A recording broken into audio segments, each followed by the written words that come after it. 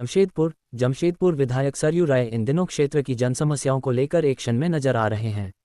इसी क्रम में विधायक सरयू राय ने भाटिया बस्ती के अशोक पथ, मंदिर पथ समेत कई इलाकों का पैदल निरीक्षण किया।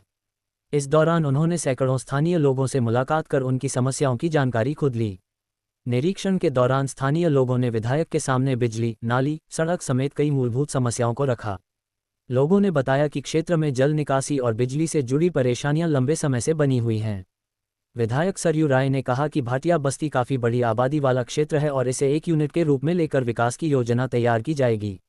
उन्होंने कहा कि क्षेत्र में सबसे ज़्यादा समस्या नाली और बिजली को लेकर है, जिसे जल्द दूर करने का प्रयास किया जाएगा। सरयू राय ने सरकार पर सवाल उठाते हुए कहा कि 1 साल होने वाला है, लेकिन अब तक विभागों को पर्याप्त राशि उपलब्ध नहीं कराई जा रही है। इसके कारण कई विकास योजनाओं का काम प्रभावित हो रहा है। उन्होंने कहा कि अगले 2-3 दिनों में विभाग को राशि उपलब्ध होते ही क्षेत्र की समस्याओं को दूर करने की दिशा में काम शुरू कराया जाएगा। विधायक ने कहा कि भाटिया बस्ती में जमशेदपुर नगर निगम और टाटा स्टील के जुस्को विभाग के माध्यम से आवश्यक सुविधाएं उपलब्ध कराने का प्रयास किया जाएगा। उन्होंने क्षेत्र को स्मार्ट सिटी की तर्ज पर विकसित करने की बात कही। सरयू राय के मुताबिक भाटिया बस्ती में बेहतर सड़कें, बड़े नालों का निर्माण और जल निकासी की व्यवस्था को मजबूत किया जाएगा। वहीं बिजली की समस्या को दूर करने के लिए पूरे क्षेत्र में बिजली के तारों की केबलिंग का काम भी कराया जा रहा है।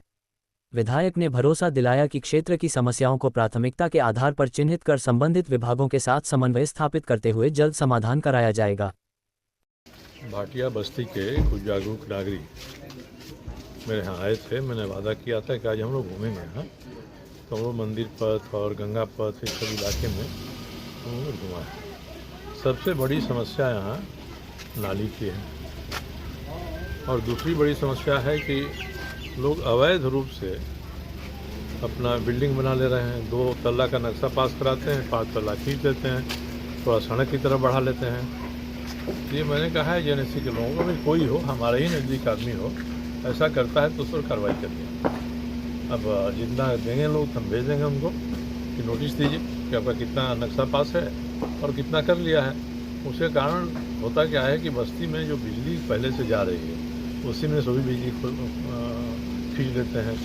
जो मोबाइल का टावर लगा रहे हैं सीधा उसी में से बिजली खींच रहे हैं। तो जो भी मल्टी स्टोरी बिल्डिंग बनता है उसको अपना ट्रांसफार्मर लगाना चाहिए और मोबाइल टावर वालों को भी अपना लगाना चाहिए।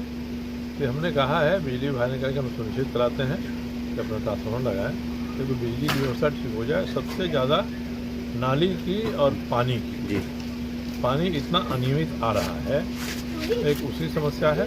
और पानी आएगा घर में तो घर से बाहर भी निकलेगा। तो जो ड्रेन बना है पहले का, वो ड्रेन अब काफ़ी साबित नहीं हो रहा है, ना काफ़ी साबित हो रहा है। हम लोग जगह जगह गए हैं, कहीं कल्वर्ट है, कहीं चौड़ा करना है, ये बनाकर हम लोग उनको देंगे, ये कराइए और प्राथमिकता के आधार पर जल निकासी के लिए नालियों की व्यवस्था दुरुस्त करिए। ये हम लोग लिख कर भी भेजेंगे और जेएनएससी के जो नगर आयुक्त हैं उनको बुला कर भी हमने करेंगे और डीसी को भी हमने कहा उनके सामने कि पहले नाला और नाली आधारित जो काम है वो काम करना चाहिए कि हमारे घर का पानी निकल के बड़ा नाला से जहाँ जाना है वहाँ चला जाए।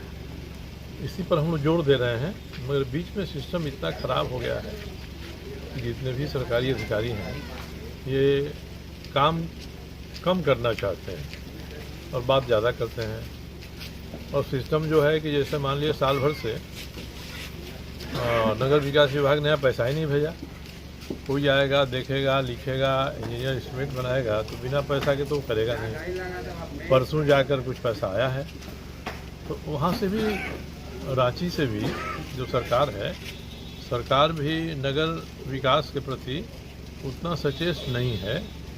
और नगर विकास ऐसे नहीं है कि आप जैसे ग्रामीण विकास कर दे रहे हैं वैसे नगर विकास हो जाए। यहाँ की समस्याओं को जानिए। हमने कहा कि डीसीओ के आदेश दीजिए कि ये लोग एक रजिस्टर रखें जिसमें किस मोहल्ला के किस नली की क्या स्थिति है और कब इसकी सफाई हुई है। आप डेट लिख कर रखिए, तब कोई आएगा कि अगली बार कितना दिन हो गया, आप इसको ठीक से साफ करिए। तो दुरुस्त करने की ज़रूरत है जेएनएससी को और टाटा का जो उसको है उसको भी, ये दोनों मिलकर काम करें, ये हम लोग कोशिश कर रहे हैं। उपायुक्त के यहाँ दोनों की मीटिंग में हमने बुलवाया था और वही है कि पैसा अब सरकार से नहीं आएगा तो लोग करेंगे क्या। अब पैसा आ रहा है, आ गया है कुछ और आ रहा है, तो मुझे लगता है काम शुरू होगा भाटिया बस्ती को हम लोगों ने प्राथमिकता के आधार पर लिया है। ये घना बसा हुआ इलाका है। हम लोग एक मॉडल के तौर पर यहाँ कितनी समस्याएं हैं और साल भर में हमने कितना दूर कर दिया, और यहाँ जन सुविधा ऐसा पहुँचे कि लोग संतुष्ट हों थोड़ा। ये भाटिया बस्ती को हम लोग एक अलग यूनिट बनाकर करेंगे, भाटिया बस्ती को शास्त्री में।